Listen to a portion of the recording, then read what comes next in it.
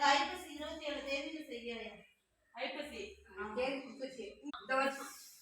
எனக்கு ஐப்பசி 27 செய்யாயா? ஐப்பசி இந்த வருஷமா சாமி? எந்த வருஷம் ஆசைப்பட்டு கேட்ட வந்த பொண்ணு. ஆமா சாமி. அதனாலதான் நான் வேணாம்னு உனக்கு உத்தரவு கொடுக்குறேன். சரி சாமி. எனக்கு பூஜைக்கு ஒரு நாள் முன்னாடி தான் என் மகனை என் வாசல் வந்து நிற்கணும். நீ வளர்க்கணும்னு ஆசைப்படாத. சரி சாமி. வந்தா சரியா புரியுதப்பா? சரி சாமி. நான் இந்த வருஷம் முடிச்சு அடுத்த வருஷம் தான் உங்கள்கிட்ட உத்தரவு கேட்கிறேன். சரி சாமி. சரி சாமி. நான் வாகனம் வாங்கி வளர்க்க வேண்டாம் எனக்கு. சரி சாமி. என்னோட வாதம் நீ எப்ப வேணுங்கிறியோ அப்ப நான் உத்தரவு கொடுக்குறேன். என் குழந்தை ஓடி வந்துட்டேன்.